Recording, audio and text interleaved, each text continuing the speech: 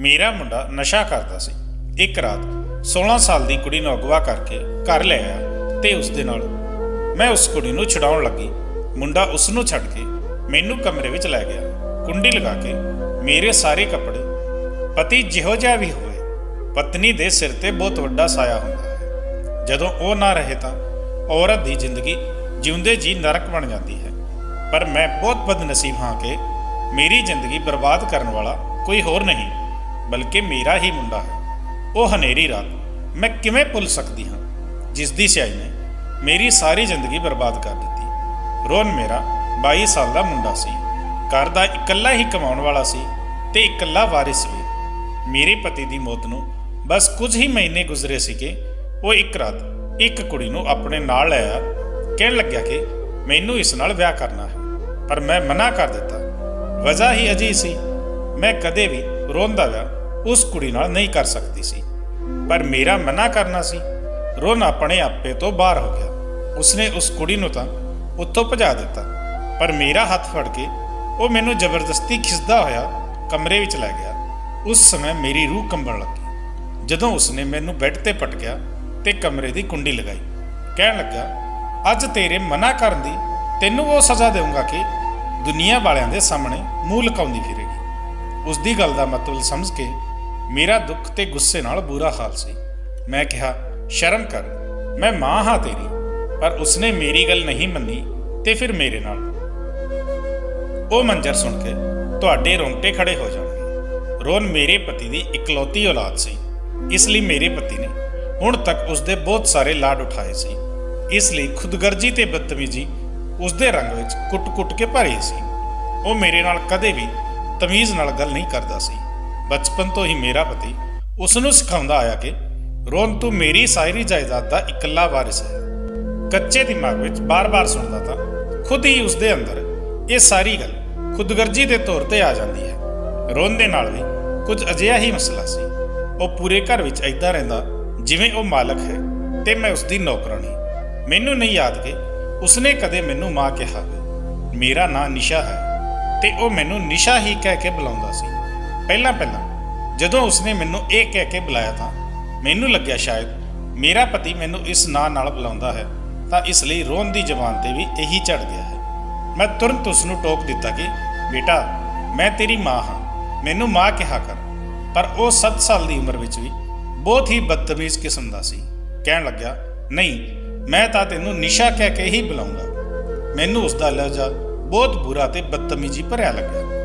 ਮੈਂ ਇੱਕ ਥੱਪੜ ਉਸਦੇ ਮੂੰਹ ਤੇ ਮਾਰ ਦਿੱਤਾ, ਪਰ ਮੈਂ ਨਹੀਂ ਜਾਣਦੀ ਸੀ ਕਿ ਇਹ ਥੱਪੜ ਮੈਨੂੰ ਇਸ ਕਦਰ ਮਹਿੰਗਾ ਪੈ ਜਾਵੇਗਾ। ਮੇਰੇ ਪਤੀ ਉਸ ਸਮੇਂ ਦਫ਼ਤਰ ਲਈ ਤਿਆਰ ਹੋ ਰਹੇ ਸੀ ਤੇ ਰੋਹਨ ਸਕੂਲ ਲਈ ਤਿਆਰ ਹੋ ਚੁੱਕਿਆ ਸੀ। ਮੈਂ ਉਸ ਨੂੰ ਨਾਸ਼ਤਾ ਬਣਾ ਕੇ ਦੇਣ ਲੱਗੀ ਤਾਂ ਕਹਿਣ ਲੱਗਾ, ਮੈਨੂੰ ਤੇਰੇ ਹੱਥ ਦਾ ਨਾਸ਼ਤਾ ਨਹੀਂ ਪਸੰਦ ਨਿਸ਼ਾ। ਉਸਦੀ ਇਸ ਬਦਤਮੀਜ਼ੀ ਤੇ ਮੈਨੂੰ ਗੁੱਸਾ ਆ ਗਿਆ। ਮੈਂ ਕਿਹਾ, ਮੈਨੂੰ ਮਾਂ ਕਿਹਾ ਕਰ, ਮੈਂ ਮਾਂ ਹਾਂ ਤੇਰੀ। ਉਹ ਕਹਿਣ ਲੱਗਿਆ, ਨਿਸ਼ਾ ਹੈ ਤੂੰ ਤੇ ਮੈਂ ਤੈਨੂੰ ਹਮੇਸ਼ਾ ਨਿਸ਼ਾ ਹੀ ਕਹਿ ਕੇ ਬੁਲਾਉਂਗਾ। ਮੈਨੂੰ ਉਸ ਤੇ ਬਹੁਤ ਗੁੱਸਾ ਆਇਆ। ਮੈਂ ਉਸਦੇ ਮੂੰਹ ਤੇ ਥੱਪੜ ਮਾਰ ਦਿੱਤਾ, ਪਰ ਮੈਂ ਨਹੀਂ ਜਾਣਦੀ ਸੀ ਕਿ ਇਸ ਦਾ ਅੰਜਾਮ ਮੈਨੂੰ ਤੜਫਾ ਕੇ ਰੱਖ ਦੇਵੇਗਾ। ਉਹ ਰੋਣ ਲੱਗਾ। ਉਸ ਸਮੇਂ ਮੇਰਾ ਪਤੀ ਕਮਰੇ ਤੋਂ ਬਾਹਰ ਨਿਕਲਿਆ। ਰੋਹਨ ਤੋਂ ਰੋਣ ਦੀ ਵਜ੍ਹਾ ਪੁੱਛਣ ਲੱਗਿਆ। ਰੋਹਨ ਨੇ ਮੇਰੇ ਵੱਲ ਇਸ਼ਾਰਾ ਕੀਤਾ। ਕਹਿਣ ਲੱਗਿਆ, ਇਸ ਔਰਤ ਨੇ ਮੈਨੂੰ ਥੱਪੜ ਮਾਰਿਆ ਹੈ। ਮੈਂ ਕਿਹਾ ਕਿ ਮੇਰੇ ਨਾਲ ਬਦਤਮੀਜ਼ੀ ਨਾਲ ਗੱਲ ਕਰ ਰਿਹਾ ਸੀ, ਮੈਨੂੰ ਮਾਂ ਦੀ ਬਜਾਏ ਨਿਸ਼ਾ ਕਹਿ ਰਿਹਾ ਸੀ। ਮੇਰੇ ਪਤੀ ਨੇ ਮੇਰੀ ਗੱਲ ਪੂਰੀ ਸੁਣੀ ਵੀ ਨਹੀਂ ਸੀ ਕਿ ਇੱਕ ਜ਼ੋਰਦਾਰ ਥੱਪੜ ਮੇਰੇ ਮੂੰਹ ਤੇ ਮਾਰ ਦਿੱਤਾ। ਕਹਿਣ ਲੱਗਿਆ, ਤੂੰ ਕੌਣ ਹੁੰਦੀ ਹੈ ਮੇਰੇ ਮੁੰਡੇ ਤੇ ਹੱਥ ਉਠਾਉਣ ਵਾਲੀ? ਤੈਨੂੰ ਮੈਂ ਦੱਸਦਾ ਹਾਂ ਕਿ ਮੇਰੇ ਮੁੰਡੇ ਤੇ ਹੱਥ ਉਠਾਉਣ ਦਾ ਅੰਜਾਮ ਕੀ ਹੁੰਦਾ ਹੈ। ਉਹ ਮੇਰਾ ਹੱਥ ਫੜ ਕੇ ਮੈਨੂੰ ਰਸੋਈ ਵਿੱਚ ਲੈ ਗਿਆ। ਗੈਸ ਜਲਾਇਆ ਤੇ ਜਲਦੇ ਚੁੱਲ੍ਹੇ ਤੇ ਮੇਰਾ ਹੱਥ ਰੱਖ ਦਿੱਤਾ। ਮੈਂ ਬੁਰੀ ਤਰ੍ਹਾਂ ਨਾਲ ਤੜਫ ਉੱਠੀ ਸੀ, ਚੀਕਣ ਚਿੱਲਾਉਣ ਲੱਗੀ, ਪਰ ਮੇਰੇ ਪਤੀ ਨੂੰ ਮੇਰੇ ਤੇ ਤਰਸ ਨਾ ਆਇਆ। ਰੋਹਨ ਇਹ ਸਭ ਦੇਖ ਕੇ ਹੱਸਦੇ ਹੋਏ ਤਾੜੀਆਂ ਵਜਾ ਰਿਹਾ ਸੀ। ਮੇਰੇ ਪਤੀ ਨੇ ਮੈਨੂੰ ਕਿਹਾ, ਖਬਰਦਾਰ, ਜੋ ਤੂੰ ਦੁਬਾਰਾ ਰੋਹਨ ਤੇ ਹੱਥ ਉਠਾਇਆ ਤਾਂ। ਮੈਨੂੰ ਨਹੀਂ ਪਤਾ ਸੀ ਕਿ ਮੇਰਾ ਪਤੀ ਅਜਿਹੀ ਹਰਕਤ ਵੀ ਮੇਰੇ ਨਾਲ ਕਰ ਸਕਦਾ ਹੈ, ਉਹ ਵੀ ਇੱਕ ਬੱਚੇ ਦੇ ਲਈ। ਇੱਕ ਪਤੀ ਆਪਣੀ ਪਤਨੀ ਨੂੰ ਬੱਚਿਆਂ ਦੇ ਸਾਹਮਣੇ ਅਹਿਮੀਅਤ ਨਹੀਂ ਦੇਵੇਗਾ ਤਾਂ ਉਹ ਕਿਉਂ ਇੱਜ਼ਤ ਦੇਵੇਗਾ। ਮੇਰੇ ਨਾਲ ਵੀ ਅਜਿਹਾ ਹੀ ਹੋਇਆ ਸੀ। ਮੈਂ ਰੋਂਦੀ ਰਹੀ, ਆਪਣੇ ਕਮਰੇ ਵਿੱਚ ਚਲੀ ਗਈ। ਸਮਾਂ ਇਸੇ ਤਰ੍ਹਾਂ ਲੰਘਦਾ ਚਲਾ ਗਿਆ ਤੇ ਆਖਰਕਾਰ ਰੋਹਨ 10 ਸਾਲ ਦਾ ਹੋ ਗਿਆ ਤੇ ਉਸ ਦੀ ਖੁਦਗਰਜੀ ਹੋਰ ਵੀ ਪ੍ਰਵਾਨ ਚੜ੍ਹ ਗਈ ਸੀ। ਉਹ ਸਕੂਲ ਤੋਂ ਆਉਂਦਾ ਤਾਂ ਮੈਂ ਖਾਣਾ ਤਿਆਰ ਕਰਕੇ ਰੱਖ ਦਿੰਦੀ ਸੀ ਕਿਉਂਕਿ ਜੇ ਦੇਰ ਹੋ ਜਾਂਦੀ ਤਾਂ ਉਹ ਤੂਫਾਨ ਖੜਾ ਕਰ ਦਿੰਦਾ ਸੀ। ਪਰ ਅੱਜ ਸਵੇਰ ਤੋਂ ਹੀ ਮੈਨੂੰ ਬੁਖਾਰ ਸੀ। ਮੇਰੇ ਤੋਂ ਕੋਈ ਕੰਮ ਨਹੀਂ ਹੋ ਰਿਹਾ ਸੀ। ਖਾਣਾ ਵੀ ਨਹੀਂ ਬਣਾ ਸਕਦੀ ਸੀ। ਕੱਲ ਦੀ ਸਬਜ਼ੀ ਮੌਜੂਦ ਸੀ। ਮੈਂ ਸੋਚਿਆ ਕਿ ਉਹੀ ਅੱਜ ਰੋਹਨ ਨੂੰ ਦੇ ਦੂੰਗੀ। ਰੋਹਨ ਜਦੋਂ ਸਕੂਲ ਤੋਂ ਵਾਪਸ ਆਇਆ ਤਾਂ ਮੈਂ ਬਹੁਤ ਮੁਸ਼ਕਿਲ ਨਾਲ ਉਸ ਲਈ ਰੋਟੀ ਬਣਾਈ। ਉਹ ਸਿੱਧਾ ਰਸੋਈ ਵਿੱਚ ਆਇਆ, ਕਹਿਣ ਲੱਗਿਆ, ਨਿਸ਼ਾ ਰੋਟੀ ਨਹੀਂ ਬਣਾਈ ਹੁਣ ਤੱਕ? ਪਤਾ ਨਹੀਂ ਤੂੰ ਕਿਉਂ ਇੰਨੀ ਸੁਸਤ ਤੇ ਕਮਜ਼ੋਰ ਹੈ। ਮੈਂ ਕਿਹਾ, ਮੈਨੂੰ ਸਵੇਰ ਤੋਂ ਬੁਖਾਰ ਹੈ। ਮੈਂ ਖਾਣਾ ਟੇਬਲ ਤੇ ਰੱਖ ਦਿੱਤਾ ਹੈ। ਕੱਲ ਵਾਲੀ ਸਬਜ਼ੀ ਦੇਖ ਕੇ ਉਸਨੇ ਖਾਣੇ ਵਾਲੀ ਪਲੇਟ ਫੜੀ ਤੇ ਜ਼ੋਰ ਨਾਲ ਫਰਸ਼ ਤੇ ਸੁੱਟ ਦਿੱਤੀ। ਤੂੰ ਮੈਨੂੰ ਬਾਸੀ ਖਾਣਾ ਖਿਲਾ ਕੇ ਬਿਮਾਰ ਕਰਨਾ ਚਾਹੁੰਦੀ ਹੈ? ਮੈਂ ਨਹੀਂ ਵਿੱਚ ਸਿਰ ਹਿਲਾ ਦਿੱਤਾ। ਮੈਂ ਕਿਹਾ, ਮੈਨੂੰ ਸਵੇਰ ਤੋਂ ਬੁਖਾਰ ਹੈ। ਮੇਰੇ ਤੋਂ ਕੋਈ ਕੰਮ ਨਹੀਂ ਹੋ ਰਿਹਾ ਹੈ। ਮੈਂ ਹੁਣ ਵੀ ਬੁਖਾਰ ਵਿੱਚ ਤਪ ਰਹੀ ਸੀ। ਮੇਰਾ ਸਿਰ ਬੁਰੀ ਤਰ੍ਹਾਂ ਨਾਲ ਚਕਰਾ ਰਿਹਾ ਹੈ। ਪਰ ਰੋਹਨ ਵੀ ਸ਼ਾਇਦ ਆਪਣੇ ਬਾਪ ਦੀ ਤਰ੍ਹਾਂ ਹੀ ਬੇਸ਼ਰਮ ਸੀ। ਕਹਿਣ ਲੱਗਿਆ, ਇਹ ਨਾਟਕ ਮੇਰੇ ਸਾਹਮਣੇ ਨਾ ਕਰ ਤੇ ਚੱਲ ਖਾਣਾ ਬਣਾ। ਮੈਂ ਉਸ ਦੀ ਗੱਲ ਤੇ ਕੰਨ ਨਹੀਂ ਲਗਾਇਆ, ਕਿਉਂਕਿ ਮੇਰੇ ਤੋਂ ਖੜਾ ਹੋਣਾ ਵੀ ਮੁਸ਼ਕਿਲ ਹੋ ਰਿਹਾ ਸੀ। ਖਾਣਾ ਬਣਾਉਣਾ ਤਾਂ ਬਹੁਤ ਦੂਰ ਦੀ ਗੱਲ ਸੀ। ਮੈਂ ਆਪਣੇ ਕਮਰੇ ਵਿੱਚ ਜਾ ਕੇ ਲੇਟ ਗਈ। ਉਹ ਚੀਖਦਾ ਚਿল্ਲਾਉਂਦਾ ਰਿਹਾ, ਪਰ ਮੇਰੇ ਵਿੱਚ ਇੰਨੀ ਹਿੰਮਤ ਨਹੀਂ ਸੀ ਕਿ ਮੈਂ ਨਵੇਂ ਸਿਰੇ ਤੋਂ ਖਾਣਾ ਬਣਾਉਂਦੀ। ਮੇਰਾ ਪਤੀ ਆਪਣੇ ਦਫ਼ਤਰ ਤੋਂ ਸ਼ਾਮ ਨੂੰ ਹੀ ਵਾਪਸ ਆਉਂਦਾ ਸੀ, ਪਰ ਅੱਜ ਸ਼ਾਇਦ ਰੋਹਨ ਦੇ ਫੋਨ ਕਰਨ ਨਾਲ ਜਲਦੀ ਆ ਗਿਆ ਸੀ। ਮੈਂ ਉਸ ਸਮੇਂ ਬੁਖਾਰ ਵਿੱਚ ਪਈ ਬੇਹੋਸ਼ ਹੋ ਰਹੀ ਸੀ। ਜਦੋਂ ਉਹ ਆਇਆ ਤੇ ਮੇਰੇ ਵਾਲ ਫੜ ਕੇ ਝਟਕੇ ਨਾਲ ਮੈਨੂੰ ਉਠਾ ਕੇ ਬਿਠਾ ਦਿੱਤਾ।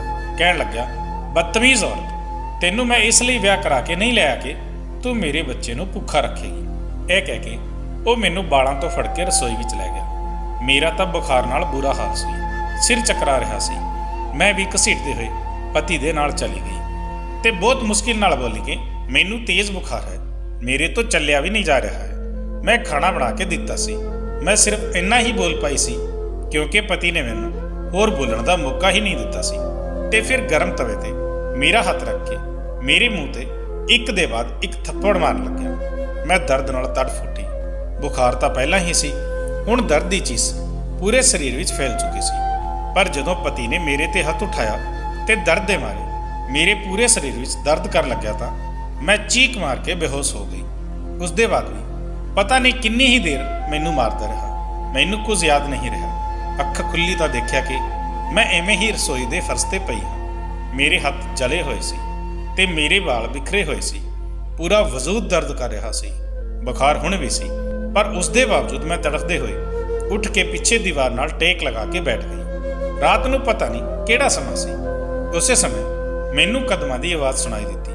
ਰੋਹਨ ਚੱਲਦਾ ਹੋਇਆ ਰਸੋਈ ਵਿੱਚ ਆਇਆ ਤੇ ਆ ਕੇ ਮੇਰੇ ਸਾਹਮਣੇ ਇੱਕ ਅਜੀਬ ਜਿਹੀ ਮੁਸਕਰਾਹਟ ਸਜਾ ਕੇ ਕਹਿਣ ਲੱਗਾ, ਜਦੋਂ ਨੌਕਰ ਮਾਲਕ ਦੀ ਗੱਲ ਨਾ ਮੰਨੇ ਤਾਂ ਉਸ ਦਾ ਇਹੀ ਅਸਰ ਹੁੰਦਾ ਹੈ। ਮੈਨੂੰ ਰੋਹਨ ਨਾਲ ਉਸ ਦਿਨ ਤੋਂ ਬਹੁਤ ਹੀ ਜ਼ਿਆਦਾ ਨਫ਼ਰਤ ਹੋ ਗਈ ਸੀ, ਪਰ ਉਸ ਦੇ ਬਾਵਜੂਦ ਵੀ ਮੈਂ ਕੁਝ ਨਹੀਂ ਕਹਿ ਸਕਦੀ ਸੀ ਕਿਉਂਕਿ ਉਹ ਇਸ ਘਰ ਦਾ ਮਾਲਕ ਸੀ। ਇਹੀ ਸਭ ਤਾਂ ਉਹ ਸੁਣਦਾ ਰਿਹਾ ਸੀ। ਉਸ ਨੂੰ ਤਾਂ ਆਪਣੀ ਮਾਂ ਦੀ ਥੋੜੀ ਵੀ ਇੱਜ਼ਤ ਨਹੀਂ ਰਹੀ ਸੀ। ਪਤੀ ਨੇ ਮੇਰੇ ਨਾਲ ਅਗਲੇ ਕਈ ਦਿਨਾਂ ਤੱਕ ਕੋਈ ਗੱਲ ਨਾ ਕੀਤੀ ਤੇ ਨਾ ਹੀ ਮੈਨੂੰ ਕੋਈ ਦਵਾਈ ਲਿਆ ਕੇ ਦਿੱਤੀ। ਮੈਂ ਘਰੇਲੂ ਨੁਸਖੇ ਅਪਣਾਉਂਦੀ ਰਹੀ ਆਪਣੀ ਤਬੀਅਤ ਠੀਕ ਕਰਨ ਲਈ। ਉਸ ਦੇ ਬਾਅਦ ਤਾਂ ਜਿਵੇਂ ਦੀ ਵੀ ਹਾਲਤ ਹੋਵੇ, ਚਾਹੇ ਮਰ ਵੀ ਰਹੀ ਹੋਵਾਂ, ਮੈਂ ਰੋਹਨ ਦੀ ਗੱਲ ਨੂੰ ਕਦੇ ਖਾਲੀ ਨਹੀਂ ਜਾਣ ਦਿੱਤਾ। ਉਸ ਦੇ ਲਈ ਤਾਜ਼ਾ ਖਾਣਾ ਬਣਾਇਆ ਕਰਦੀ ਤੇ ਉਸ ਦੇ ਹਰ ਜ਼ੁਲਮ ਨੂੰ ਖਾਮੋਸ਼ੀ ਨਾਲ ਸਹਿ ਕਰਦੀ ਸੀ। ਪਰ ਉਸ ਦੇ ਬਾਵਜੂਦ ਉਸ ਦਾ ਵਰਤਾਵ ਦਿਨੋਂ ਦਿਨ ਵਿਗੜਦਾ ਹੀ ਚਲਾ ਜਾ ਰਿਹਾ ਸੀ। ਪਤੀ ਨੇ ਵੀ ਮੇਰੇ ਨਾਲ ਗੱਲ ਕਰਨਾ ਬੰਦ ਕਰ ਦਿੱਤਾ ਸੀ। ਉਹ ਰੋਹਨ ਨੂੰ ਬਹੁਤ ਪਿਆਰ ਕਰਦਾ ਸੀ ਤੇ ਮੈਨੂੰ ਹਰ ਸਮੇਂ ਗੁੱਸਾ ਕਰਦਾ ਸੀ। ਕਹਿੰਦਾ ਸੀ ਕਿ ਜੋ ਰੋਹਨ ਕਹੇ ਉਹੀ ਕਰ, ਉਸ ਦੇ ਹੁਕਮ ਦਾ ਪਾਲਣ ਕਰ, ਉਸ ਦੇ ਹੁਕਮ ਦੇ ਖਿਲਾਫ ਨਾ ਜਾਣਾ। ਮੇਰੀ ਹੁਣ ਇਹੀ ਕੋਸ਼ਿਸ਼ ਹੁੰਦੀ ਕਿ ਬਾਪ ਬੇਟੇ ਨੂੰ ਸ਼ਿਕਾਇਤ ਦਾ ਮੌਕਾ ਨਾ ਦੇਵਾਂ। ਮੇਰੀ ਸਾਰੀ ਹਸਰਤ ਤਾਂ ਜਿਵੇਂ ਦਿਲ ਵਿੱਚ ਹੀ ਦਫਨ ਹੋ ਚੁੱਕੀ ਸੀ। ਰੋਹਨ 12 ਸਾਲ ਦਾ ਹੋ ਚੁੱਕਿਆ ਸੀ ਤੇ ਹੁਣ ਉਸ ਦੀ ਨਫ਼ਰਤ ਤੇ ਬਦਤਮੀਜ਼ੀ ਤਾਂ ਜਿਵੇਂ ਆਸਮਾਨ ਤੇ ਪਹੁੰਚ ਚੁੱਕੀ ਸੀ। ਉਹ ਮੈਨੂੰ ਕਦੇ ਵੀ ਤਮੀਜ਼ ਨਾਲ ਬੁਲਾਇਆ ਹੀ ਨਹੀਂ ਕਰਦਾ ਸੀ। ਇੱਕ ਰੋਜ਼ ਉਹ ਘਰ ਵਿੱਚ ਸੀ। ਅੱਜ ਉਸਨੇ ਸਕੂਲ ਤੋਂ ਛੁੱਟੀ ਕੀਤੀ ਸੀ। ਮੈਂ ਜਦੋਂ ਉਸਦੇ ਕਮਰੇ ਦੇ ਬਾਹਰ ਗਈ ਤਾਂ ਮੈਨੂੰ ਅਜੀਬ ਜਿਹੀ ਬਦਬੂ ਆਉਣ ਲੱਗੀ। ਮੇਰੇ ਤਾਂ ਰੋਂਗਟੇ ਖੜੇ ਹੋ ਚੁੱਕੇ ਸੀ। ਮੈਂ ਇੱਕ ਝਟਕੇ ਨਾਲ ਜਦੋਂ ਦਰਵਾਜ਼ਾ ਖੋਲ੍ਹਿਆ ਤਾਂ ਅੰਦਰ ਰੋਹਨ ਬੈਠਾ ਸੀ ਤੇ ਉਸਦੇ ਹੱਥ ਵਿੱਚ ਸਿਗਰਟ ਸੀ। ਉਹ ਵੀ ਬੇਫਿਕਰ ਹੋ ਕੇ ਸਿਗਰਟ ਦੇ ਕਸ ਲਗਾ ਰਿਹਾ ਸੀ। ਮੇਰੇ ਤਾਂ ਪੈਰਾਂ ਹੇਠੋਂ ਜ਼ਮੀਨ ਨਿਕਲ ਚੁੱਕੀ ਸੀ। 12 ਸਾਲ ਦੇ ਮੁੰਡੇ ਦੇ ਹੱਥ ਵਿੱਚ ਸਿਗਰਟ। ਮੈਂ ਅੱਗੇ ਵੱਧ ਕੇ ਰੋਹਨ ਦੇ ਹੱਥ ਤੋਂ ਸਿਗਰਟ ਖੋਹ ਲਈ ਤੇ ਫਿਰ ਉਸਦੇ ਮੂੰਹ ਤੇ ਥੱਪੜ ਮਾਰ ਦਿੱਤਾ ਤੇ ਕਹਿਣ ਲੱਗੀ ਕਿ ਤੇਰੀ ਹਿੰਮਤ ਕਿਵੇਂ ਹੋਈ ਇਸ ਨੂੰ ਹੱਥ ਲਗਾਉਣ ਦੀ? ਕਿਉਂ ਆਪਣੀ ਜਾਨ ਦਾ ਦੁਸ਼ਮਣ ਬਣ ਬੈਠਿਆ ਹੈ? ਆਉਣ ਦੇ ਤੇਰੇ ਪਾਪਾ ਨੂੰ, ਅੱਜ ਦੱਸਦੀ ਹਾਂ। ਪਰ ਰੋਹਨ ਨੇ ਤਾਂ ਹੱਦ ਹੀ ਪਾਰ ਕਰ ਦਿੱਤੀ। ਉਹ ਗੁੱਸੇ ਨਾਲ ਉੱਠਿਆ ਤੇ ਮੇਰੇ ਮੂੰਹ ਤੇ ਥੱਪੜ ਮਾਰ ਦਿੱਤਾ। ਮੈਂ ਬਹੁਤ ਹੈਰਾਨੀ ਵਿੱਚ ਪੈ ਗਈ ਸੀ। ਉਹ ਮੇਰਾ ਮੁੰਡਾ ਸੀ ਤੇ ਆਪਣੀ ਮਾਂ ਤੇ ਹੱਥ ਉਠਾ ਚੁੱਕਿਆ ਸੀ। ਮੈਂ ਹੈਰਾਨੀ ਨਾਲ ਰੋਹਨ ਵੱਲ ਦੇਖਿਆ ਤੇ ਬੋਲੀ, ਕੀ ਤੈਨੂੰ ਇੱਕ ਪੱਲੇ ਵੀ ਸ਼ਰਮ ਨਹੀਂ ਆਈ? ਮੈਂ ਤੇਰੀ ਮਾਂ ਹਾਂ ਤੇ ਤੂੰ ਮੈਨੂੰ ਹੀ ਥੱਪੜ ਮਾਰ ਰਿਹਾ ਹੈ। ਉਹ ਮੈਨੂੰ ਧੱਕਾ ਦੇ ਕੇ ਬਹੁਤ ਹੀ ਗੁੱਸੇ ਵਿੱਚ ਕਹਿਣ ਲੱਗਿਆ, ਚੱਲ ਚੱਲ ਨਿਕਲ ਇੱਥੇ ਤੋਂ।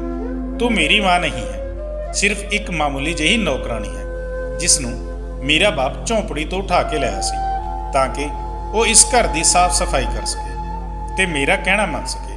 ਦੁਬਾਰਾ ਖੁਦ ਨੂੰ ਮੇਰੀ ਮਾਂ ਕਿਹਾ ਤਾਂ ਇਸ ਤੋਂ ਵੀ ਬੁਰਾ ਅਸਰ ਕਰੂੰਗਾ। ਉਸਦੇ ਮੂੰਹ ਤੋਂ ਅੱਜ ਇਹ ਸਭ ਸੁਣਿਆ ਤਾਂ ਮੈਨੂੰ ਆਪਣਾ ਵਜੂਦ ਬੇਮਤਲਬ ਜਿਹਾ ਲੱਗਣ ਲੱਗਿਆ। ਮੈਂ ਰੋਣ ਲੱਗੀ ਤੇ ਖਾਮੋਸ਼ੀ ਨਾਲ ਉਸਦੇ ਕਮਰੇ ਤੋਂ ਬਾਹਰ ਨਿਕਲ ਆਈ। ਹਾਂ, ਇਹ ਸੱਚ ਸੀ ਕਿ ਮੈਂ ਰੋਂਦੀ ਸੌਤੇਲੀ ਮਾਂ ਸੀ, ਪਰ ਸੀ ਤਾਂ ਮਾਂ ਹੀ ਨਾ। ਮੈਂ ਉਸ ਨੂੰ ਪਾਲ ਪੋਸ ਕੇ ਇਸ ਉਮਰ ਤੱਕ ਪਹੁੰਚਾਇਆ ਸੀ, ਪਰ ਅੱਜ ਉਸਨੇ ਕਿਵੇਂ ਮੈਨੂੰ ਬਿਲਕੁਲ ਹੀ ਬੇਇੱਜ਼ਤ ਕਰ ਦਿੱਤਾ ਸੀ। ਮੈਨੂੰ ਅੱਜ ਵੀ ਉਹ ਰਾਤ ਯਾਦ ਸੀ ਜਦੋਂ ਮੇਰੀ ਮਾਂ ਨੇ ਮੈਨੂੰ ਵਿਦਾ ਕਰਕੇ ਰੋਹਨ ਦੇ ਪਿਤਾ ਨਾਲ ਭੇਜਿਆ ਸੀ। ਮੇਰਾ ਤਾਲੁਕ ਬਹੁਤ ਹੀ ਗਰੀਬ ਘਰ ਤੋਂ ਸੀ। ਰੋਹਨ ਦੇ ਪਾਪਾ ਵਰਗੀ ਸ਼ਖਸੀਅਤ ਦਾ ਰਿਸ਼ਤਾ ਹੋਣਾ ਉਹਨਾਂ ਦੇ ਲਈ ਖੁਸ਼ੀ ਤੋਂ ਘੱਟ ਨਹੀਂ ਸੀ, ਕਿਉਂਕਿ ਉਹ ਬਹੁਤ ਚੰਗਾ ਕਮਾਉਂਦੇ ਸੀ। ਮੈਂ ਤਾਂ ਜਵਾਨ ਸੀ, ਪਰ ਰੋਹਨ ਦੇ ਪਿਤਾ ਪੱਕੀ ਉਮਰ ਦੇ ਆਦਮੀ ਸੀ। ਪਰ ਮੇਰੇ ਮਾਂ-ਬਾਪ ਨੇ ਕੁਝ ਵੀ ਸੋਚੇ ਬਗੈਰ ਮੇਰਾ ਵਿਆਹ ਰੋਹਨ ਦੇ ਪਿਤਾ ਨਾਲ ਕਰ ਦਿੱਤਾ ਤੇ ਵਿਦਾਈ ਤੋਂ ਪਹਿਲਾਂ ਮੇਰੀ ਮਾਂ ਨੇ ਹੱਥ ਜੋੜ ਕੇ ਮੈਨੂੰ ਇਹੀ ਕਿਹਾ ਕਿ ਤੂੰ ਇਸ ਘਰ ਵਿੱਚ ਦੂਜੀ ਪਤਨੀ ਬਣ ਕੇ ਜਾ ਰਹੀ ਹੈ। ਰੋਹਨ ਦਾ ਇੱਕ ਮਾਂ ਦੀ ਤਰ੍ਹਾਂ ਖਿਆਲ ਰੱਖਣਾ ਤੇ ਆਪਣੇ ਪਤੀ ਨੂੰ ਕੋਈ ਸ਼ਿਕਾਇਤ ਦਾ ਮੌਕਾ ਨਾ ਦੇਣਾ। ਇਹ ਨਾ ਹੋਏ ਕਿ ਕੱਲ ਨੂੰ ਤੇਰੇ ਤੋਂ ਕੋਈ ਗੱਲ ਹੋਵੇ ਤੇ ਉਹ ਤੈਨੂੰ ਘਰ ਤੋਂ ਕੱਢ ਦੇਣ। ਬੇਟੀ, ਇਹ ਗੱਲ ਹਮੇਸ਼ਾ ਆਪਣੇ ਦਿਮਾਗ ਵਿੱਚ ਰੱਖਣਾ ਕਿ ਤੇਰਾ ਬਾਪ ਇੱਕ ਦਿਹਾੜੀ ਕਰਨ ਵਾਲਾ ਮਜ਼ਦੂਰ ਹੈ। ਉਸਦੇ ਸਿਰ ਤੇ ਤੇਰੇ ਬਾਅਦ ਹੋਰ ਕੁੜੀਆਂ ਦਾ ਵੀ ਬੋਝ ਹੈ। ਮਾਂ ਦੀ ਨਸੀਹਤ ਪੱਲੂ ਨਾਲ ਬਣ ਕੇ ਇੱਥੇ ਤੱਕ ਆ ਚੁੱਕੀ ਸੀ ਤੇ ਵਿਆਹ ਦੀ ਰਾਤ ਮੈਂ ਦੁਲਹਨ ਬਣੀ ਆਪਣੇ ਪਤੀ ਦਾ ਇੰਤਜ਼ਾਰ ਕਰ ਰਹੀ ਸੀ ਤਾਂ ਉਹ ਕਮਰੇ ਵਿੱਚ ਆਉਂਦੇ ਹੀ ਨਹੀਂ ਸੀ, ਕਿਉਂਕਿ ਰੋਹਨ ਉਹਨਾਂ ਨੂੰ ਬਿਨਾਂ ਵਜ੍ਹਾ ਦੀ ਜਿੱਦ ਕਰਕੇ ਆਪਣੇ ਕੋਲ ਰੋਕ ਲੈਂਦਾ ਸੀ। ਜਦੋਂ ਉਹ ਕੁਝ ਦੇਰ ਮੇਰੇ ਕੋਲ ਆਏ ਤੇ ਅਸੀਂ ਕੁਝ ਗੱਲਾਂ ਕੀਤੀਆਂ ਤਾਂ ਇੱਕ ਵਾਰ ਫਿਰ ਅਚਾਨਕ ਤੋਂ ਰੋਹਨ ਦਰਵਾਜ਼ਾ ਖੋਲ੍ਹ ਕੇ ਅੰਦਰ ਦਾਖਲ ਹੋ ਗਿਆ ਤੇ ਜਿੱਦ ਕਰਦੇ ਹੋਏ ਆਪਣੇ ਪਿਤਾ ਨੂੰ ਆਪਣੇ ਨਾਲ ਲੈ ਗਿਆ। ਮੈਨੂੰ ਮੇਰੇ ਪਤੀ ਨੇ ਕਦੇ ਇਹ ਨਹੀਂ ਕਿਹਾ, ਤੂੰ ਮੇਰੀ ਪਤਨੀ ਹੈ, ਇਹ ਘਰ ਤੇਰਾ ਹੈ, ਤੂੰ ਇਸ ਘਰ ਦੀ ਹਰ ਚੀਜ਼ ਦੀ ਮਾਲਕ ਹੈ। ਉਸਨੇ ਕਿਹਾ, ਇਹ ਘਰ ਮੇਰਾ ਹੈ ਤੇ ਸਭ ਕੁਝ ਰੋਹਨ ਦਾ ਹੈ। ਉਹ ਇਸ ਘਰ ਦਾ ਮਾਲਕ ਹੈ। ਅੱਜ ਇਸ ਮਾਲਕ ਨੇ ਮੈਨੂੰ ਮੇਰੀ ਅਸਲੀ ਹੈਸੀਅਤ ਯਾਦ ਦਿਵਾ ਦਿੱਤੀ ਸੀ। ਸ਼ਾਮ ਨੂੰ ਜਦੋਂ ਰੋਹਨ ਦੇ ਪਾਪਾ ਆਏ ਤਾਂ ਮੈਂ ਰੋਹਨ ਦੀ ਹਰਕਤ ਬਾਰੇ ਉਹਨਾਂ ਨੂੰ ਸਾਫ਼ ਲਫ਼ਜ਼ਾਂ ਵਿੱਚ ਦੱਸਿਆ। ਰੋਹਨ ਤਾਂ ਉਹਨਾਂ ਦੇ ਸਾਹਮਣੇ ਸਾਫ਼ ਮੁਕਰ ਚੁੱਕਿਆ ਸੀ ਤੇ ਕਹਿਣ ਲੱਗਿਆ ਕਿ ਪਿਤਾ ਜੀ, ਅਜਿਹਾ ਕੁਝ ਵੀ ਨਹੀਂ ਹੈ। ਇਹ ਜਾਣ ਬੁੱਝ ਕੇ ਮੈਨੂੰ ਬਸ ਤੁਹਾਡੀ ਨਜ਼ਰਾਂ ਵਿੱਚ ਡਿਗਾਉਣਾ ਚਾਹੁੰਦੀ ਹੈ। ਨਹੀਂ, ਮੈਂ ਸਿਗਰਟ ਕਿਉਂ ਪੀਊਂਗਾ? ਰੋਹਨ ਦੇ ਪਿਤਾ ਨੂੰ ਸ਼ੱਕ ਹੋਇਆ ਤਾਂ ਉਹਨਾਂ ਨੇ ਉਸਦੇ ਕਮਰੇ ਦੀ ਤਲਾਸ਼ੀ ਵੀ ਲਈ, ਪਰ ਉੱਥੇ ਕੁਝ ਵੀ ਨਹੀਂ ਮਿਲਿਆ। ਉਲਟਾ ਉਹ ਮੇਰੇ ਤੇ ਹੀ ਚੜ੍ਹ ਗਏ ਤੇ ਗੱਲ ਸੁਣਾਉਂਦੇ ਹੋਏ ਕਹਿਣ ਲੱਗੇ ਕਿ ਅਗਲੀ ਵਾਰ ਮੇਰੇ ਮੁੰਡੇ ਦੇ ਖਿਲਾਫ ਗੱਲ ਕਰਨ ਤੋਂ ਪਹਿਲਾਂ 100 ਵਾਰ ਸੋਚਣਾ। ਨਹੀਂ, ਮੈਂ ਤੈਨੂੰ ਆਪਣੇ ਮੁੰਡੇ ਦੀ ਦੇਖਭਾਲ ਲਈ ਇੱਥੇ ਲਿਆਇਆ ਸੀ ਤੇ ਫਿਰ ਤੈਨੂੰ ਇਸ ਘਰ ਤੋਂ ਕੱਢਣ ਵਿੱਚ 1 ਮਿੰਟ ਦੀ ਵੀ ਦੇਰੀ ਨਹੀਂ ਕਰੂੰਗਾ। ਮੈਂ ਤਾਂ ਡਰ ਦੇ ਮਾਰੇ ਹੈਰਾਨ ਹੋ ਚੁੱਕੀ ਸੀ। ਆਖਰ ਕਰਦੀ ਵੀ ਕੀ? ਰੋਹਨ ਨੂੰ ਇਸ ਹਾਲ ਤੇ ਛੱਡ ਦਿੰਦੀ ਤਾਂ ਉਹ ਹੋਰ ਬਰਬਾਦ ਹੋ ਜਾਂਦਾ। ਇਹ ਸਭ ਦੇਖ ਕੇ ਖਾਮੋਸ਼ ਰਹਿਣਾ ਪਿਆ। ਸਮਾਂ ਇਦਾਂ ਹੀ ਤੇਜ਼ੀ ਨਾਲ ਗੁਜ਼ਰਦਾ ਗਿਆ ਤੇ ਰੋਹਨ ਵੱਡਾ ਹੁੰਦਾ ਗਿਆ। ਉਹ ਤਾਂ ਮੈਨੂੰ ਤੂੰ ਕਹਿ ਕੇ ਹੀ ਬੁਲਾਇਆ ਕਰਦਾ ਸੀ ਤੇ ਕਦੇ-ਕਦੇ ਤਾਂ ਨੌਕਰਾਨੀ ਵੀ ਕਹਿ ਕੇ ਮੇਰੇ ਤੋਂ ਆਪਣੇ ਸਾਰੇ ਕੰਮ ਕਰਵਾਇਆ ਕਰਦਾ। ਪਤੀ ਨੂੰ ਵੀ ਹੁਣ ਮੇਰੇ ਤੋਂ ਕੋਈ ਖਾਸ ਫਰਕ ਨਹੀਂ ਪੈਂਦਾ ਸੀ। ਮੈਂ ਤਾਂ ਬਸ ਨੌਕਰਾਨੀ ਬਣ ਕੇ ਹੀ ਜੀ ਰਹੀ ਸੀ। ਪਰ ਇੱਕ ਦਿਨ ਰੱਬ ਨੇ ਮੇਰੀ ਸੁਣ ਲਈ। ਰੋਹਨ 16 ਸਾਲ ਦਾ ਸੀ ਕਿ ਜਦੋਂ ਮੈਂ ਉਮੀਦ ਨਾਲ ਹੋ ਗਈ। ਉਸ ਦਿਨ ਤਾਂ ਮੇਰੀ ਖੁਸ਼ੀ ਦਾ ਕੋਈ ਟਿਕਾਣਾ ਹੀ ਨਹੀਂ ਰਿਹਾ। ਮੇਰੀ ਗੋਦ ਭਰ ਗਈ ਸੀ। ਮੇਰਾ ਆਪਣਾ ਬੱਚਾ ਹੋ ਜਾਂਦਾ ਤਾਂ ਸ਼ਾਇਦ ਪਤੀ ਦੇ ਦਿਲ ਵਿੱਚ ਮੇਰੀ ਵੀ ਅਹਿਮੀਅਤ ਵੱਧ ਜਾਂਦੀ। ਇਹ ਸੋਚ ਕੇ ਮੈਂ ਖੁਸ਼ ਹੋ ਗਈ। ਇਹ ਖਬਰ ਸੁਣ ਕੇ ਮੇਰਾ ਪਤੀ ਵੀ ਖੁਸ਼ ਸੀ। ਉਸਦਾ ਵਰਤਾਅ ਵੀ ਮੇਰੇ ਨਾਲ ਚੰਗਾ ਹੋ ਗਿਆ ਸੀ। ਪਰ ਇਹ ਗੱਲ ਰੋਹਨ ਤੋਂ ਬਰਦਾਸ਼ਤ ਨਹੀਂ ਹੋਈ। ਉਹ ਮੂੰਹ ਫੁਲਾਏ ਬੈਠਾ ਸੀ, ਪਰ ਮੈਂ ਵੀ ਪਰਵਾਹ ਨਹੀਂ ਕੀਤੀ। ਪਰ ਮੈਂ ਨਹੀਂ ਜਾਣਦੀ ਸੀ ਕਿ ਉਹ ਇਸ ਕਦਰ ਜਲਦਾ ਹੈ। ਮੈਨੂੰ ਡਾਕਟਰ ਆਰਾਮ ਕਰਨ ਦਾ ਮਸ਼ਵਰਾ ਦੇ ਕੇ ਗਏ ਸੀ, ਪਰ ਫਿਰ ਵੀ ਮੈਂ ਖੁਦ ਹੀ ਖਾਣਾ ਬਣਾਉਂਦੀ ਸੀ। ਮੈਂ ਦੁਪਹਿਰ ਨੂੰ ਉੱਠੀ ਤਾਂ ਸੋਚਿਆ ਕਿ ਰਾਤ ਦੇ ਲਈ ਖਾਣਾ ਬਣਾ ਲਵਾਂ, ਪਰ ਜਿਵੇਂ ਹੀ ਮੈਂ ਰਸੋਈ ਵਿੱਚ ਦਾਖਲ ਹੋਈ ਕਿ ਬੁਰੀ ਤਰ੍ਹਾਂ ਨਾਲ ਮੇਰਾ ਪੈਰ ਫਿਸਲਿਆ ਤੇ ਅਗਲੇ ਹੀ ਪਲ ਮੈਂ ਮੂੰਹ ਦੇ ਵੱਲ ਬਹੁਤ ਜ਼ੋਰ ਨਾਲ ਡਿੱਗ ਪਈ, ਕਿਉਂਕਿ ਰਸੋਈ ਵਿੱਚ ਸਰਫ ਵਾਲਾ ਪਾਣੀ ਡਿੱਗਿਆ ਹੋਇਆ ਸੀ। ਮੇਰੇ ਪੇਟ ਵਿੱਚ ਬਹੁਤ ਦਰਦ ਹੋਣ ਲੱਗਿਆ। ਮੈਂ ਰੋਣ ਲੱਗੀ। ਜਦੋਂ ਰੋਹਨ ਹੱਸਦਾ ਹੋਇਆ ਰਸੋਈ ਵਿੱਚ ਦਾਖਲ ਹੋਇਆ, ਕਹਿਣ ਲੱਗਿਆ, ਤੂੰ ਆਪਣੇ ਖੂਨ ਨੂੰ ਮੇਰੀ ਜਾਇਦਾਦ ਵਿੱਚ ਹਿੱਸੇਦਾਰ ਬਣਾਉਣਾ ਚਾਹੁੰਦੀ ਹੈ। ਲੈ ਅੱਜ ਮੈਂ ਉਹ ਵੀ ਖਤਮ ਕਰ ਦਿੱਤਾ। ਇਹ ਸਭ ਕੁਝ ਸਿਰਫ ਮੇਰਾ ਹੈ ਤੇ ਕਿਸੇ ਨੂੰ ਵੀ ਮੈਂ ਕੁਝ ਨਹੀਂ ਦੇ ਸਕਦਾ। ਮੈਂ ਰਾਤ ਤੱਕ ਉੱਥੇ ਰੋਂਦੀ ਤੜਫਦੀ ਰਹੀ। ਰੋਨ ਘਰ ਤੋਂ ਬਾਹਰ ਚਲਾ ਗਿਆ। ਜਦੋਂ ਪਤੀ ਘਰ ਆਏ ਤੇ ਮੈਨੂੰ ਦੇਖ ਕੇ ਡਾਕਟਰ ਕੋਲ ਲੈ ਗਏ। ਮੇਰਾ ਬੱਚਾ ਖਤਮ ਹੋ ਚੁੱਕਿਆ ਸੀ। ਮੈਂ ਬਹੁਤ ਰੋਈ, ਪਰ ਉਸ ਦਾ ਇਲਜ਼ਾਮ ਵੀ ਪਤੀ ਨੇ ਮੇਰੇ ਤੇ ਹੀ ਸੁੱਟ ਦਿੱਤਾ ਕਿ ਮੈਂ ਰਸੋਈ ਧੋਣ ਦੀ ਕੋਸ਼ਿਸ਼ ਕੀਤੀ ਤਾਂ ਮੈਂ ਡਿੱਗ ਗਈ। ਇਹ ਗੱਲ ਵੀ ਰੋਨ ਨੇ ਹੀ ਉਹਨਾਂ ਨੂੰ ਦੱਸੀ ਸੀ। ਰੋਨ ਹੁਣ 19 ਸਾਲ ਦਾ ਹੋ ਚੁੱਕਿਆ ਸੀ। ਉਸ ਦੀਆਂ ਆਦਤਾਂ ਹੋਰ ਖਰਾਬ ਹੋ ਚੁੱਕੀਆਂ ਸੀ। ਕਈ ਰਾਤਾਂ ਘਰ ਤੋਂ ਬਾਹਰ ਰਹਿਣਾ, ਝੂਠ ਬੋਲ ਕੇ ਪਿਤਾ ਤੋਂ ਪੈਸੇ ਲੈਣਾ, ਅਲੱਗ-ਅਲੱਗ ਤਰ੍ਹਾਂ ਦੀਆਂ ਬੁਰੀਆਂ ਆਦਤਾਂ ਜਿਵੇਂ ਉਸ ਵਿੱਚ ਸਮਾ ਚੁੱਕੀਆਂ ਸੀ। ਉਸ ਦੀ ਸੰਗਤ ਇੰਨੀ ਖਰਾਬ ਸੀ ਕਿ ਮੁਹੱਲੇ ਤੋਂ ਸ਼ਿਕਾਇਤਾਂ ਆਉਣੀਆਂ ਸ਼ੁਰੂ ਹੋ ਗਈਆਂ ਸੀ। ਪਰ ਰੋਨ ਦੇ ਪਿਤਾ ਨੂੰ ਤਾਂ ਉਸ ਤੇ ਇੰਨਾ ਭਰੋਸਾ ਸੀ। ਇੱਕ ਦਿਨ ਇੱਕ ਕਾਰ ਐਕਸੀਡੈਂਟ ਵਿੱਚ ਮੇਰੇ ਪਤੀ ਦੀ ਮੌਤ ਹੋ ਗਈ। ਉਹਨਾਂ ਦਾ ਸਾਇਆ ਸਿਰ ਤੇ ਸੀ ਤਾਂ ਖੁਦ ਨੂੰ ਸੁਰੱਖਿਅਤ ਸਮਝਦੇ ਸੀ, ਪਰ ਹੁਣ ਉਹਨਾਂ ਦੇ ਜਾਣ ਤੋਂ ਬਾਅਦ ਮੈਂ ਤਾਂ ਬਿਲਕੁਲ ਇਕੱਲੀ ਹੋ ਚੁੱਕੀ ਸੀ। ਰੋਨ ਤਾਂ ਵੈਸੇ ਹੀ ਕਦੇ ਮੇਰਾ ਨਹੀਂ ਬਣਿਆ ਸੀ, ਭਲਾ ਹੁਣ ਉਹ ਮੇਰੇ ਨਾਲ ਕਿਵੇਂ ਪਿਆਰ ਕਰਦਾ। ਪਿਤਾ ਦੀ ਮੌਤ ਤੇ ਉਹ ਵੀ ਦੁਖੀ ਸੀ, ਪਰ ਫਿਰ ਸਭ ਕੁਝ ਭੁੱਲ ਭੁਲਾ ਕੇ ਜ਼ਿੰਦਗੀ ਦੇ ਮਜ਼ੇ ਲੁੱਟਣ ਲੱਗਿਆ। ਉਹ ਤਾਂ ਹੁਣ ਮੇਰੇ ਨਾਲ ਹੋਰ ਵੀ ਬਦਤਮੀਜ਼ੀ ਕਰਨ ਲੱਗਿਆ ਸੀ। ਇੱਕ ਦਿਨ ਉਸਨੇ ਅਜਿਹਾ ਕੀਤਾ ਕਿ ਉਸ ਬਾਰੇ ਸੋਚਿਆ ਵੀ ਨਹੀਂ ਜਾ ਸਕਦਾ। ਉਹ ਇੱਕ ਕੁੜੀ ਨੂੰ ਲੈ ਕੇ ਘਰ ਆ ਗਿਆ। ਉਹ ਕੁੜੀ ਬਹੁਤ ਰੋ ਰਹੀ ਸੀ ਤੇ ਗਿੜਗਿੜਾ ਰਹੀ ਸੀ। ਰੋਨ ਉਸ ਨੂੰ ਝਿੜਕ ਕੇ ਚੁੱਪ ਕਰਾਉਣ ਲੱਗਾ। ਮੈਂ ਕਦੇ ਰੋਨ ਨੂੰ ਦੇਖਦੀ ਤਾਂ ਕਦੇ ਉਸ ਕੁੜੀ ਨੂੰ। ਰੋਨ ਉਸ ਕੁੜੀ ਨੂੰ ਅਗਵਾ ਕਰਕੇ ਲੈ ਆਇਆ ਸੀ। ਉਹ ਰੋਂਦੇ ਹੋਏ ਮੈਨੂੰ ਕਹਿਣ ਲੱਗੀ ਕਿ ਆਂਟੀ ਮੈਨੂੰ ਬਚਾ ਲਓ, ਰੋਨ ਮੈਨੂੰ ਮਾਰ ਦੇਵੇਗਾ। ਇਹ ਜ਼ਬਰਦਸਤੀ ਮੇਰੇ ਨਾਲ ਵਿਆਹ ਕਰਨਾ ਚਾਹੁੰਦਾ ਹੈ। ਰੋਨ ਗੁੱਸੇ ਨਾਲ ਕਹਿਣ ਲੱਗਾ ਕਿ ਮੈਂ ਅੱਜ ਹੁਣੇ ਦੇ ਹੁਣੇ ਇਸ ਨਾਲ ਵਿਆਹ ਕਰਨ ਵਾਲਾ ਹਾਂ। ਇਹ ਨੌਕਰਾਣੀ ਜਾ, ਮੇਰਾ ਕਮਰਾ ਸਜਾ, ਅੱਜ ਮੇਰੀ ਸੁਹਾਗਰਾਤ ਹੈ। ਮੈਂ ਕਿਸੇ ਤਰ੍ਹਾਂ ਵੀ ਉਸ ਦਾ ਵਿਆਹ ਉਸ ਕੁੜੀ ਨਾਲ ਨਹੀਂ ਹੋਣ ਦੇਣਾ ਚਾਹੁੰਦੀ ਸੀ। ਉਹ ਕੁੜੀ ਡਰ ਦੇ ਮਾਰੇ ਮੇਰੇ ਤੋਂ ਗਿੜਗਿੜਾ ਕੇ ਭੀਖ ਮੰਗਣ ਲੱਗੀ। ਉਹ ਮਾਸੂਮ ਕੁੜੀ ਤਾਂ ਇੱਕ ਕਾਲਜ ਦੇ ਵਿੱਚ ਪੜ੍ਹਦੀ ਸੀ, ਗਰੀਬ ਬਾਪ ਦੀ ਕੁੜੀ ਸੀ। ਰੋਨ ਦਾ ਉਸ ਤੇ ਦਿਲ ਆ ਗਿਆ ਤੇ ਉਸ ਨੂੰ ਮਨਾਉਣ ਲੱਗਾ, ਪਰ ਉਹ ਜਦੋਂ ਉਸ ਦੇ ਜਾਲ ਵਿੱਚ ਨਹੀਂ ਫਸੀ ਤਾਂ ਅੱਜ ਉਹ ਜ਼ਬਰਦਸਤੀ ਉਸ ਨੂੰ ਉਠਾ ਕੇ ਘਰ ਲੈ ਆਇਆ। ਰੋਨ ਇਸ ਕਦਰ ਡਿੱਗ ਸਕਦਾ ਸੀ, ਮੈਂ ਸੋਚ ਵੀ ਨਹੀਂ ਸਕਦੀ ਸੀ।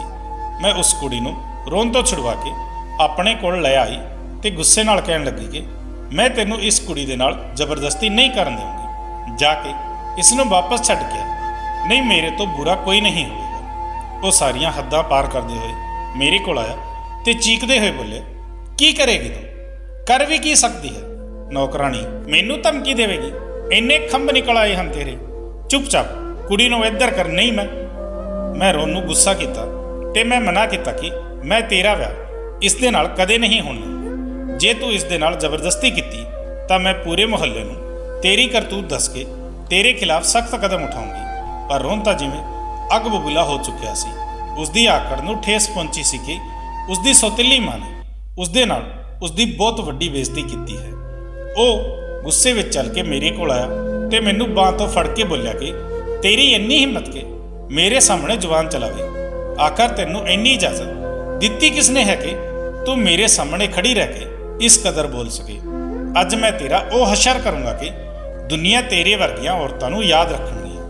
ਮੈਂ ਤਾਂ ਡਰ ਦੇ ਮਾਰੇ ਉਸ ਨੂੰ ਦੇਖਣ ਲੱਗੀ। ਉਸ ਤੋਂ ਪਹਿਲਾਂ ਕਿ ਕੁਝ ਹੋਰ ਕਹਿੰਦੀ, ਰੋਨ ਮੈਨੂੰ ਫੜ ਕੇ ਕਮਰੇ ਵਿੱਚ ਲੈ ਗਿਆ ਤੇ ਬੈੱਡ ਤੇ ਸੁੱਟ ਦਿੱਤਾ। ਮੈਂ ਹੈਰਾਨੀ ਨਾਲ ਰੋਨ ਨੂੰ ਦੇਖ ਰਹੀ ਸੀ। ਆਖਰ ਇਹ ਕੀ ਕਰਨ ਵਾਲਾ ਸੀ? ਦਿਮਾਗ ਦੁੱਖ ਰਿਹਾ ਸੀ। ਮੈਂ ਕੰਬ ਚੁੱਕੀ ਸੀ। ਆਖਰ ਉਹ ਅਜਿਹਾ ਵੀ ਸੋਚ ਸਕਦਾ ਸੀ? ਮੈਂ ਗੁੱਸੇ ਨਾਲ ਉਸ ਵੱਲ ਦੇਖਣ ਲੱਗੀ ਤੇ ਇੱਕ ਤੇਜ਼ ਥੱਪੜ ਪੂਰੇ ਜ਼ੋਰ ਨਾਲ ਉਸ ਦੇ ਚਿਹਰੇ ਤੇ ਮਾਰਿਆ। ਉਹ ਬਿਲਬਿਲਾ ਉੱਠਿਆ। ਮੈਂ ਉਸ ਦੇ ਚਿਹਰੇ ਤੇ ਥੁੱਕ ਕੇ ਬੋਲੀ ਕਿ ਸ਼ਰਮ ਕਰ, ਮਾਂ ਦਾ ਦਰਜਾ ਰੱਖਦੀ ਹਾਂ ਮੈਂ ਤੇਰੇ ਲਈ। ਅੰਨਾ ਨਾ ਬਣ, ਤੂੰ ਇਨਸਾਨ ਹੈ ਜਾਂ ਜਾਨਵਰ। ਖੁਦ ਨੂੰ ਇਸ ਹੱਦ ਤੱਕ ਨਾ ਸੁੱਟ ਕੇ ਨਰਕ ਵੀ ਤੈਨੂੰ ਸਵੀਕਾਰ ਨਾ ਕਰੇ। ਰੋਨ ਬਹੁਤ ਗੁੱਸਾ ਹੋ ਚੁੱਕਿਆ ਸੀ। ਉਸ ਦੀਆਂ ਅੱਖਾਂ ਵਿੱਚ ਤਾਂ ਜਿਵੇਂ ਖੂਨ ਉਤਰ ਚੁੱਕਿਆ ਸੀ। ਫਿਰ ਉਸਨੇ ਮੈਨੂੰ ਆਪਣੀ ਜਕੜ ਵਿੱਚ ਲੈ ਕੇ ਮੇਰੇ ਨਾਲ ਜੋ ਗਲਤ ਹਰਕਤ ਕਰਨ ਦੀ ਸੋਚੀ, ਉਹ ਸੋਚ ਕੇ ਹੀ ਮੇਰੇ ਰੋਂਗਟੇ ਖੜੇ ਹੋ ਗਏ। ਉਸ ਤੇ ਤਾਂ ਜਿਵੇਂ ਮੇਰੀ ਕਿਸੇ ਗੱਲ ਦਾ ਅਸਰ ਹੀ ਨਹੀਂ ਹੋਇਆ ਸੀ। ਮੈਂ ਸੌਤੇਲੀ ਹੀ ਸਹੀ, ਪਰ ਉਸ ਦੀ ਮਾਂ ਸੀ ਤੇ ਉਸ ਦੇ ਮਰੇ ਹੋਏ ਬਾਪ ਦੀ ਪਤਨੀ ਸੀ। ਮੈਂ ਉਸ ਨੂੰ ਖੁਦ ਤੋਂ ਦੂਰ ਕੀਤਾ, ਪਰ ਉਹ ਤਾਂ ਮੇਰੇ ਤੇ ਬਹੁਤ ਜ਼ਿਆਦਾ ਜ਼ੁਲਮ ਕਰਨਾ ਚਾਹੁੰਦਾ ਸੀ। ਉਸਨੇ ਮੈਨੂੰ ਦੁਬਾਰਾ ਬਿਸਤਰ ਤੇ ਸੁੱਟ ਦਿੱਤਾ ਤੇ ਬਾਲਾਂ ਤੋਂ ਦਬੋਚ ਕੇ ਗਾਲਾਂ ਦੇਣ ਲੱਗਿਆ। ਮੇਰੇ ਨਾਲ ਜ਼ਬਰਦਸਤੀ ਕਰਨ ਲੱਗਿਆ। ਮੈਂ ਇਦਾਂ ਹਾਰ ਨਹੀਂ ਮੰਨ ਸਕਦੀ ਸੀ। ਰੋਨ ਵਰਗੇ ਦਰਿੰਦੇ ਮੁੰਡੇ ਨੂੰ ਅੱਜ ਮੈਂ ਸਬਕ ਸਿਖਾਉਣਾ ਚਾਹੁੰਦੀ ਸੀ। ਮੈਂ ਤੁਰੰਤ ਨਾਲ ਸਾਈਡ ਟੇਬਲ ਤੇ ਮੌਜੂਦ ਕੱਚ ਦਾ ਗਮਲਾ ਉਠਾਇਆ ਤੇ ਰੋਨ ਦੇ ਸਿਰ ਤੇ ਦੇ ਮਾਰਿਆ। ਮੈਂ ਉਸ ਨੂੰ ਰੋਨ ਦੇ ਸਿਰ ਤੇ ਕਈ ਵਾਰ ਮਾਰਿਆ। ਰੋਨ ਡਿੱਗ ਕੇ ਤੜਫਣ ਲੱਗਿਆ। ਖੂਨ ਦੀਆਂ ਧਾਰਾਂ ਨਿਕਲ ਕੇ ਆਲੇ ਦੁਆਲੇ ਵਹਿਣ ਲੱਗੀਆਂ। ਉਸਦੇ ਸਿਰ ਵਿੱਚ ਕੱਚ ਦੇ ਟੁਕੜੇ ਘੁਸ ਚੁੱਕੇ ਸੀ ਤੇ ਉਹ ਤੜਫ ਰਿਹਾ ਸੀ। ਮੈਂ ਕੰਬਦੀ ਹੋਈ ਰੋਨ ਨੂੰ ਦੇਖ ਰਹੀ ਸੀ ਤੇ ਆਖਰੀ ਵਾਰ ਉਸਦੇ ਸਿਰ ਤੇ ਦੁਬਾਰਾ ਗਮਲਾ ਮਾਰਦੇ ਹੋਏ ਬੋਲੀ, ਥੂ ਹੈ ਤੇਰੇ ਤੇ, ਤੇਰੇ ਵਰਗਿਆਂ ਤੇ। ਤੂੰ ਤਾਂ ਉਹ ਨਾਸੂਰ ਹੈ ਜਿਸ ਨੂੰ ਪੈਦਾ ਹੁੰਦੇ ਹੀ ਮਰ ਜਾਣਾ ਚਾਹੀਦਾ ਸੀ। ਤੂੰ ਇਨਸਾਨ ਨਹੀਂ, ਸਪੋਲਾ ਹੈ ਜਿਸ ਨੂੰ ਦੁਨੀਆ ਜਿੰਨੀ ਵੀ ਇੱਜ਼ਤ ਤੇ ਪਿਆਰ ਦੇ ਕੇ ਦੇਖ ਲਵੇ, ਉਸਦੇ ਬਾਵਜੂਦ ਉਹ ਆਪਣੇ ਹੀ ਪਾਲਣ ਵਾਲੇ ਨੂੰ ਡਸਣਾ ਨਹੀਂ ਸਕਦਾ। ਰੋਨ ਜ਼ਮੀਨ ਤੇ ਡਿੱਗਿਆ ਤੜਫ ਰਿਹਾ ਸੀ ਤੇ ਮਦਦ ਮੰਗ ਰਿਹਾ ਸੀ ਤੇ ਮੈਂ ਉੱਥੇ ਹੀ ਜ਼ਮੀਨ ਤੇ ਸਹਿਮ ਕੇ ਡਿੱਗੀ ਰੋ ਰਹੀ ਸੀ। ਰੋਨ ਦੀ ਹੁਣ ਤੋਂ ਲੈ ਕੇ ਬਚਪਨ ਦੀਆਂ ਸਾਰੀਆਂ ਯਾਦਾਂ ਤੇ ਬਦਤਮੀਜ਼ੀ ਮੇਰੇ ਦਿਮਾਗ ਵਿੱਚ ਕਿਸੇ ਫਿਲਮ ਦੀ ਤਰ੍ਹਾਂ ਚੱਲਣ ਲੱਗੀ ਸੀ। ਮੈਂ ਇੱਕ ਨਜ਼ਰ ਆਪਣੇ ਵਜੂਦ ਤੇ ਪਾਈ, ਬਿਖਰੇ ਵਾਲ ਤੇ ਜਗ੍ਹਾ ਜਗ੍ਹਾ ਤੋਂ ਫਟ ਚੁੱਕੇ ਕੱਪੜੇ। ਮੈਨੂੰ ਨਫ਼ਰਤ ਆਈ ਸੀ ਰੋਨ ਤੋਂ। ਉਹ ਤੜਫ ਕੇ ਹੁਣ ਬੇਹਰਕਤ ਹੋ ਚੁੱਕਿਆ ਸੀ। ਖੂਨ ਵਹਿ ਕੇ ਮੇਰੇ ਤੱਕ ਆ ਚੁੱਕਿਆ ਸੀ, ਪਰ ਮੈਂ ਇਦਾਂ ਹੀ ਬੁੱਤ ਬਣੀ ਬੈਠੀ ਉਸ ਨੂੰ ਦੇਖਦੀ ਰਹੀ। ਰੋਨ ਮਰ ਚੁੱਕਿਆ ਸੀ। ਮੈਂ ਉਸ ਨੂੰ ਮਾਰਨਾ ਤਾਂ ਨਹੀਂ ਚਾਹੁੰਦੀ ਸੀ, ਪਰ ਅੱਜ ਉਸਦੇ ਅੰਦਰ ਦੇ ਜਾਨਵਰ ਨੇ ਉਸ ਨੂੰ ਮਾਰ ਦਿੱਤਾ। ਹੁਣ ਤੁਸੀਂ ਹੀ ਦੱਸੋ ਦੋਸਤੋ, ਕੀ ਮੈਂ ਸਹੀ ਕੀਤਾ ਜਾਂ ਮੈਨੂੰ ਇਦਾਂ ਨਹੀਂ ਕਰਨਾ ਚਾਹੀਦਾ ਸੀ?